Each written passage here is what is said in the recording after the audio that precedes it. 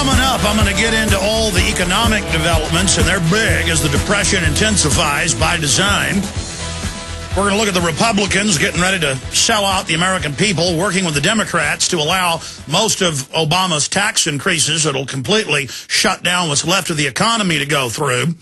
We're going to discuss it all, but I want to quantify what I was getting into in the last segment.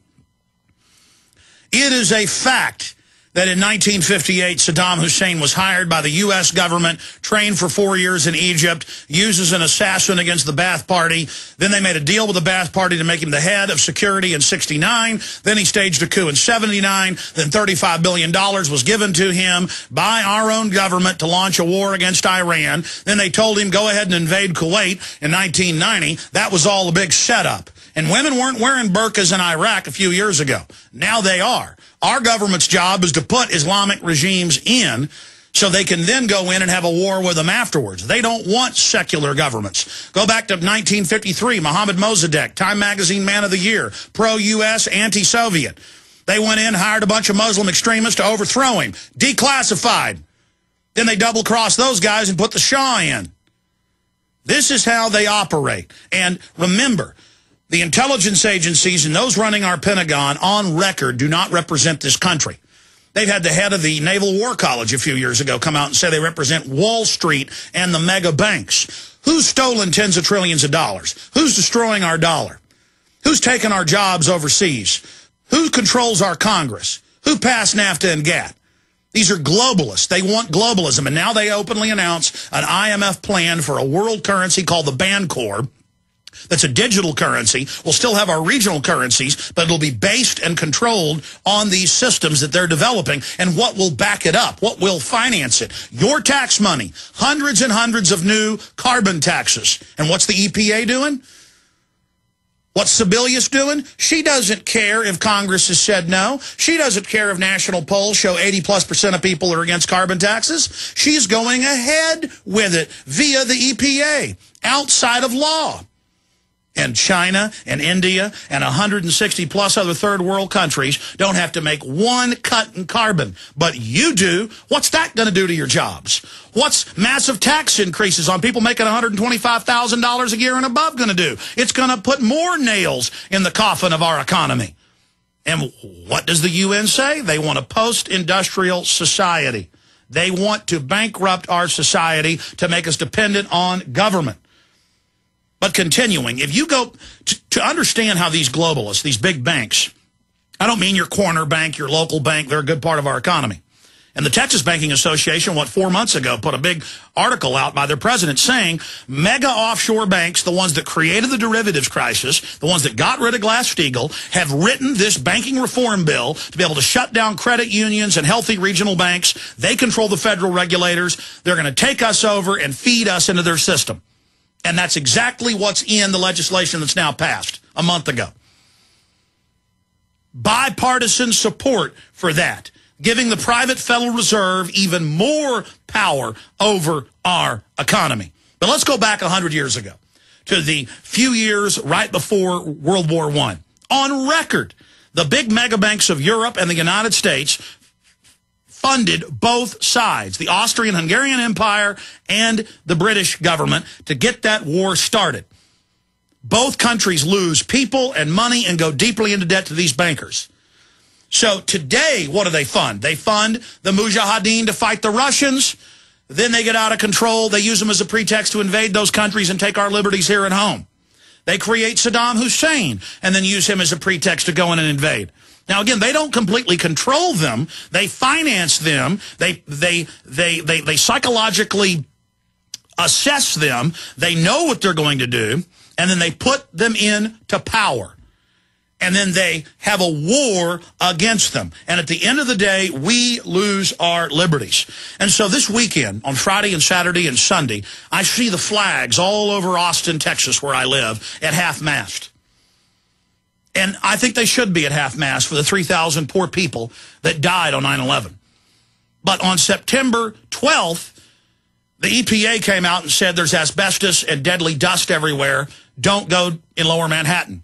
But on September 13th, The White House ordered that reversed, and so they came out and said the dust is safe. You don't even have to wear an apparatus, a breathing apparatus, a respirator, or even a paper mask.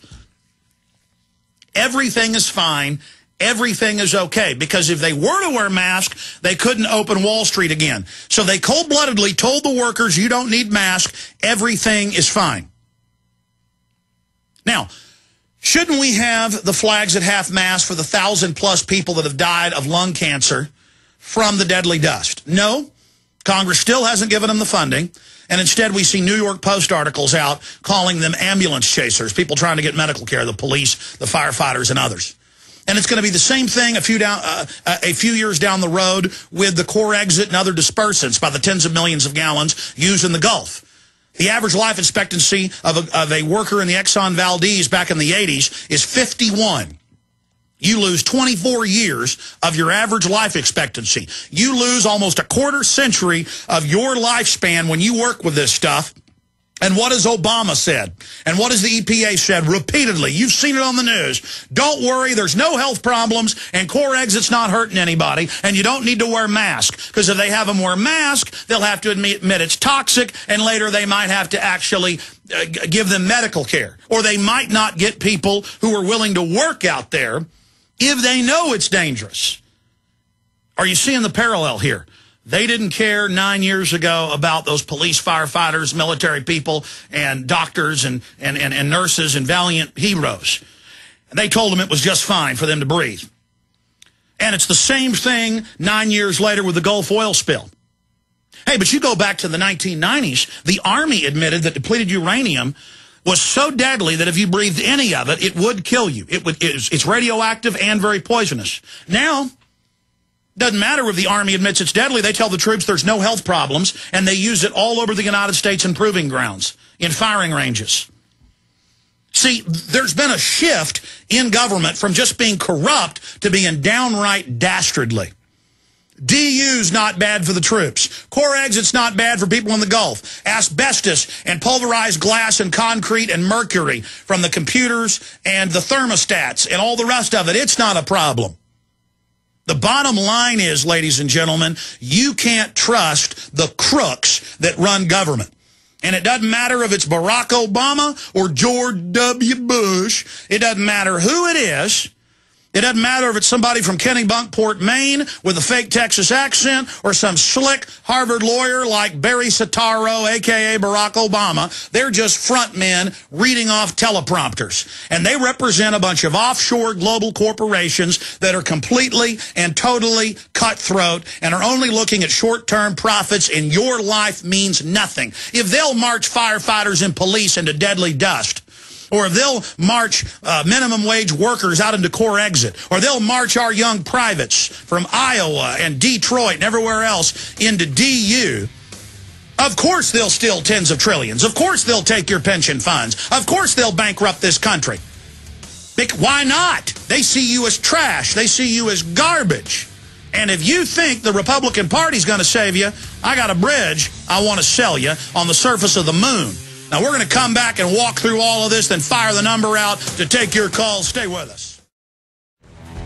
The answer to 1984 is 1776. Every time we play that liner, I get emails saying, what does that mean? But most people get the simple riddle. 1984 is the epitome of a boot stomping on human individuality and liberty. Forever. 1776 is the greatest expression of human liberty and the destiny to be free. So the answer to 1984 is 1776. The spirit of liberty rising, animating the hearts and minds of men and women, not just in the United States, but worldwide. And my radio show, my films, my work is a testament to what the individual can do linking up with others who love freedom and love the truth. Here's the bottom line. The flags are at half-mast for those that died. But the attacks of 9/11, any way you slice it, were used to stab the Republic, the Bill of Rights, the Constitution in the heart over and over again. And here we are almost a decade later, 9+ years, 9 years and a day, after those attacks on that morning. And this entire system of oppression is pointed at free people. It has nothing to do with terrorists. And in most cases, they open the door for the terrorist, they protect the terrorist, or governments are staging events and blaming it on an enemy.